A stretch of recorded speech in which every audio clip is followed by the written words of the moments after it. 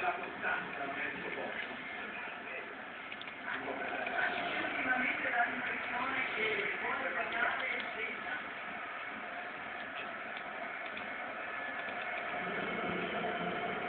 Questa è la pedale inglese, la pedala sopra. Ovviamente, la presta che rimane